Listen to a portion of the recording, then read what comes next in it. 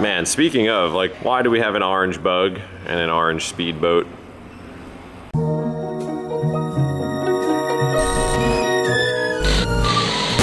Is that recording? Yeah, it's recording. I know what I'm doing. I couldn't see it over the little mouse. Today on Daily Transmission, I wear a white t-shirt and successfully finished my lunch. Breakfast. Breakfast at 11 o'clock. Just to fill you in, I rolled in thinking I was early and it was like 9:35 and everybody was in a meeting. I was like, why are you all here so early? They're like, well. That's when we all tell the internet that we really get here at 11 every day, but we stay until like midnight, so it's okay. Teague actually doesn't go home. It's embarrassing. He doesn't even stay in the side that has like heat and AC. I mean, he doesn't even sleep on a bed. He sleeps on that grated metal. We've learned that Teague Fury actually just loves pain. No one can do anything worse to Teague than Teague does to himself. Anyway, speaking of doing horrible things to yourself, something that we got to spend a lot of quality love time with is this guy right here.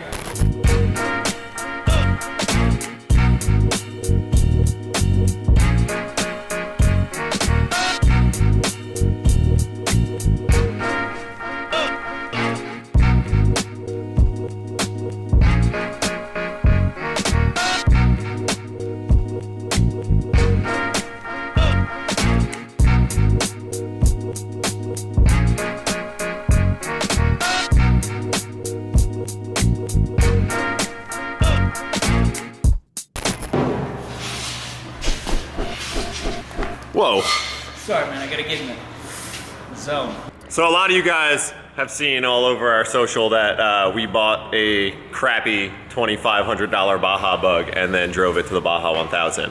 And I guess it's about time we show you a little bit of this thing because as horrible as it is, we all sort of love it. Dude, it's not even horrible. It was actually the most awesome part of our trip.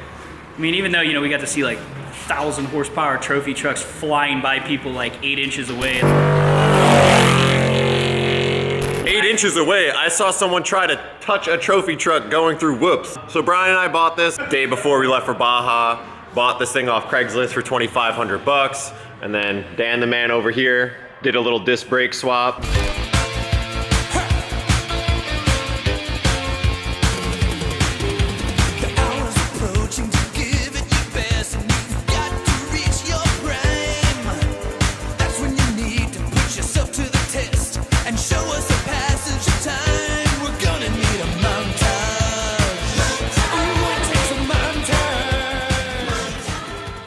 What else did you do? Check the oil, put some new seals in the valve covers, yeah, that kind of stuff. Oh, yeah. We actually adjusted the hood hinge while we were out I there. was actually just looking at some of the modifications you guys made. Did a little clearance job. This is Vinny's handiwork. Yeah, actually it's a pretty nice cut. That's good. We can cut to the video of me, Vinny, and Scotto trying to drive this thing through Ensenada. Oh, it's so good. Cut to that.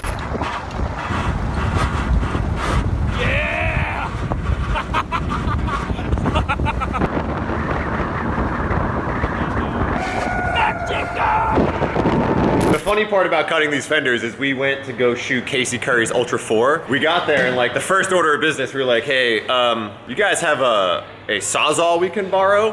And like they stopped their whole race team prep to lend us a Sawzall so we can cut the fenders off our $2,000 piece of shit. But the best part was we're doing this in this like hotel villa area where it's like, it's the only place that I saw in the entire trip where it was like nice.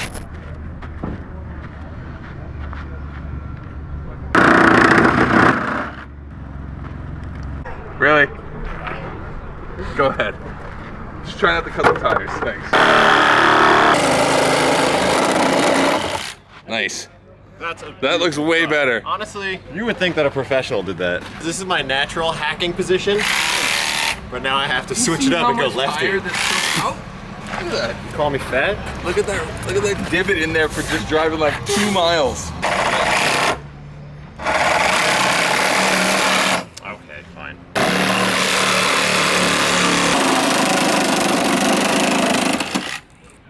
Sick.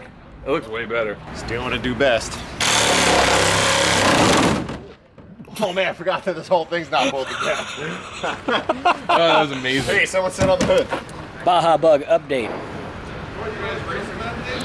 Nah, just chasing. No, we bought this yesterday.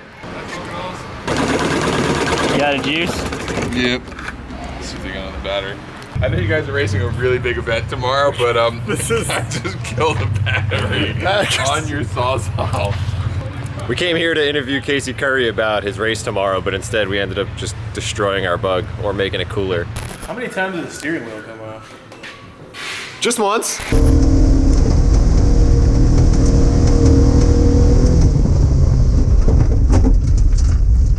Steering wheel just came off. So this just happened and you caught it. Wow. That's sketchy. Because these are all stripped. I tapped that, but this is not the right nut for this. I don't know. Couldn't find one, so the closest thing was nice. What's the saying? The cross thread is the tightest thread? Yeah, that's what we Yeah. I'd also like to mention that your brake job was so good that it started to expose weaknesses in the chassis structure and then front suspension setup, because every time that you hit the brakes, me and Teague found this out at like 10 p.m. at night on some backcountry Baja roads trying to send this thing. You got to have it pinned the whole time. You can maybe get it up to 60, 65 miles an hour on a flat straight. But every time you hit the brakes, it dives a hard right.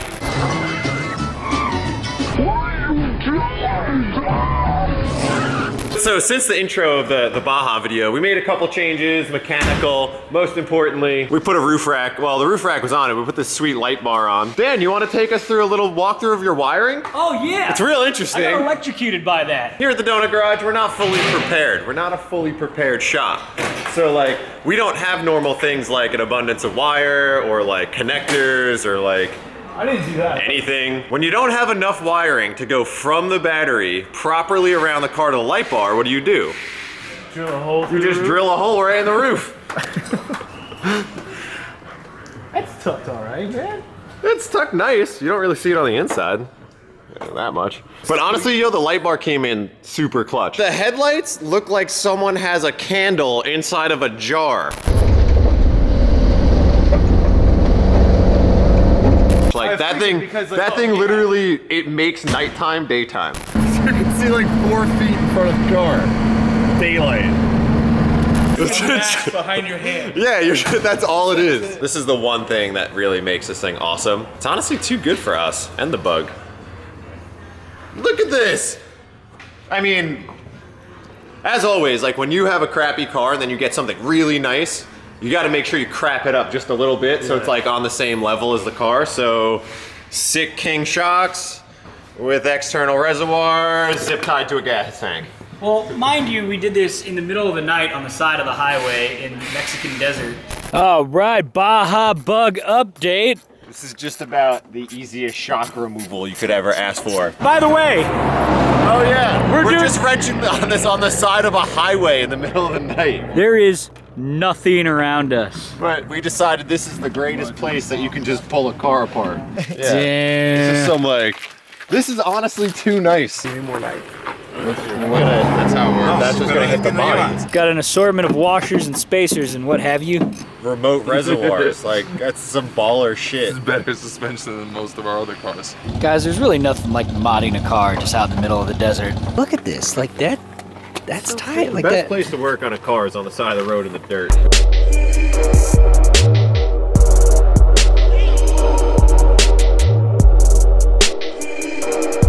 Front shocks are super easy. We did them in like 5 minutes. The rear shocks were also pretty easy, but you know, when you're working on the side of a highway, it's dark and cold. You don't really notice things like the reservoir on the shocks. We should dig them out of the back of this thing.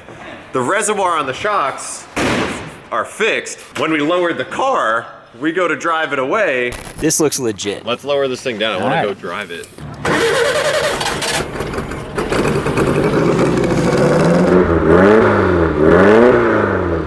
All right, Vinny, first run. Oh, it feels so off-road already.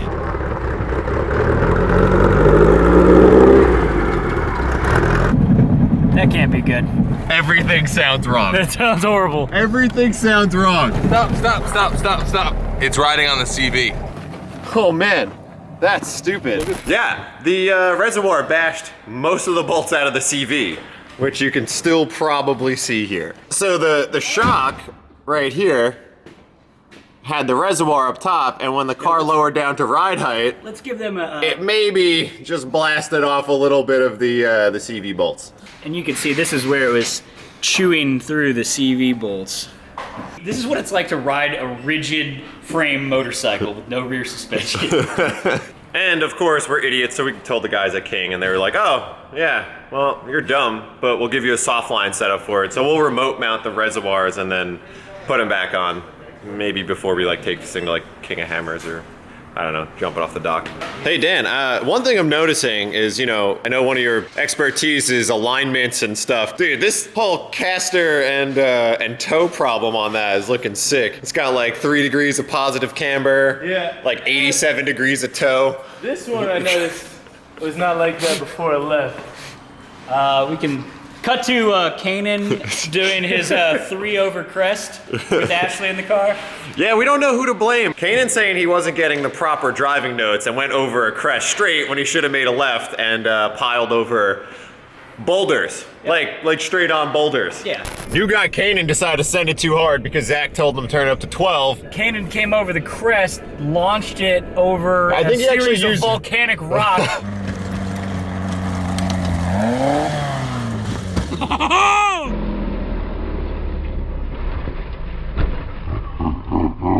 All the spark plug boots fell off the spark plugs. Coil came loose. The headlight is now pointed at the ground. What'd you do? That worked out great. You'll notice the hood fitment's a little off now. So of course I never lifted. Come straight up over this crest. As you can see, the skid marks. Well, what I'm more confused about is like there's a road here, which was the intended landing space, and then there's your marks here. So I noticed something. So when we got the bug, you would drive it and it would sit and it would like leak oil everywhere. Yeah. You guys like put something in there to stop it, or like because it didn't leak. I don't know if we did anything. It might have leaked. Cam guard in it. It was really low on oil when we got it. Like we didn't have any oil, so you just put the cam guard in. Yeah, I guess that works, man. Yo, this thing ran like 600 miles in the middle of the desert with like no air filter. Well, all right, so here's one thing that I've learned, right? So when you take this thing off, it's got nowhere to go. So we should pull it up here and drill 2 more holes, so it's your service station. yeah. It's service position, so you unscrew it here and then just screwing it up here when you're working on it. So we were ripping this thing around on the beach for probably hours, literally the entire morning, and then it started to run shitty. And I was like, you know, I bet this thing has a clogged air filter, because like, you know, we're just ripping it in the sand, it's just kicking dirt and sand all over the place. So we pull it off, we pull the filter off and realize there's no air filter. We just took the air filter off for the first time, and it is sans filter. Here's something we can do. So this is what I do on my motorcycle. This is super sketch, but we cut a sock and we'll wrap the sock around this. This is the same. Let's do it. Okay. These are really expensive socks, guys. Thanks, Ash. We appreciate it. For a good cause. They're $1. Just sandblasting the inside of the engine. Yeah, you know, I mean, that's old school port and polish for you. Yeah. By the way, cam guard. I don't know what it does, but it does something good. Back to life. All right, so here's where I try to explain what goes on in this car, but I don't really know much about air-cooled Volkswagens. This is a 1600, and it has a header. Yo, That's all I know. This is so dangerous. No, it's in there like a 1/4 inch. All of this is just dangerous. What, you don't route your fuel lines around around your things that make spark? It's really a miracle that this thing made it so far with no issues. the best part was like when we'd be driving it. So I did probably 2-3 hours in the bug. Some other people did, but like the constant like radio chatter would be like, "Hey guys, are we on fire?" We just bottomed the buggy out on a big old bump, and Zach thought it was on fire, so we pulled over to check it out. Not on fire. Not on fire. I mean, there's a little bit of It is leaking a some little sort of liquid coming out from somewhere. At one point, Scotto was like, okay, anytime you start the bug, someone has to give you a fire check. because he's like, in a rear engine car, you won't actually notice it's on fire when you're driving it. I'm like, I feel like you'd know. Oh, by the way, we also did another mod. So this had one of those like super trap style, like clamp down silencer thingy majiggers that you don't need. So we pulled that off, and then all of a sudden it started sounding like a real bug. So while the rest of the guys are building camp, Zach and I are doing priority list items such as removing the spark arrestor. It's so much better. It's so much better. Great. I love it. So much Brad. Yeah. Sorry, man. I got a call at 11 that I'm missing. So I'm This just texting camera them right guy. now. Look at this this I was professionalism. actually just watching how good he was with the camera. I'm and just trying to take care of business. Not Oh looking yeah, at man. it Yeah, at all. it's I'm, my God, eight, that's I'm awesome. 8 minutes late, and then, you know, they're hitting me up, and I'm like, I'm doing something. I'm busy. Yeah. Put them on speaker. We'll just do it. You know, be like, hey, you guys, I'm trying to film right now. It's Cody from BC Racing. Shout out BC Racing. Sorry for being late for everything. So how much sand actually got in here? All of it. Oh God. Yeah, you like it? Yeah. Hold on. Look how dirty that filter is. This is the test. So this was only on there for like the last. 3 minutes. Oh yeah. And Yeah, we we drove were- for hours without any sort of filter. And we were ripping it in the dirt. Sand, which is probably worse. Well, yeah.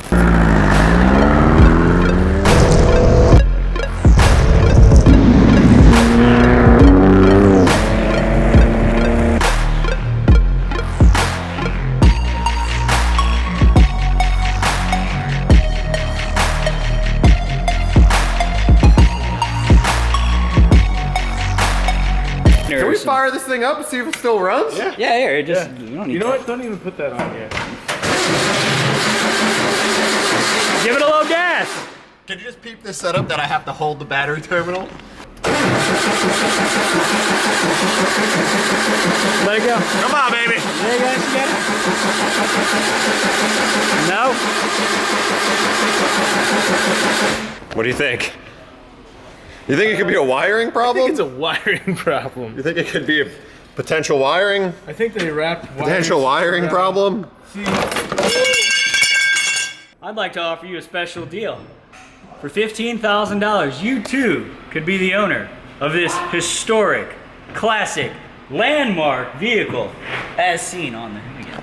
Not true. So many people have asked me if they could buy it already, and I've told them no. So don't ask. We sort of have a plan for what we want to do to this thing. We kind of want to try to run the San Felipe 250 or the Baja 500. But if you want to see us do something dumb with it, like put an EJ 257 with like a 30R in it or something, just let us know.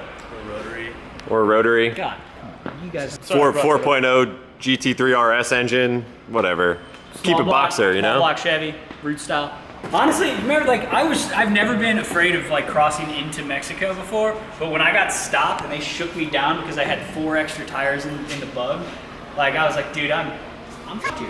you got stopped at the border? Yeah, I got stopped. Yeah. So if you try to bring stuff like that in, you got to pay taxes on it. But the best part was, as I was driving across, they're like, "Oh, what are you doing?" I'm like, "Oh, going to the Baja 1000." Like, "Oh, is this a race car?" I'm like, "Well, I'm gonna chase it." And then they like all laughed and then said something in Spanish, and then like the dude just was like, I feel like you should have said, obviously, this is a race car. Man, speaking of, like, why do we have an orange bug and an orange speedboat? Well, there you have it. That's a build breakdown on a car we know nothing about, but we drove a bunch. No, I'm kidding. This episode's not over. We're gonna go jump this thing off the dock, so make sure you watch all the way to the end.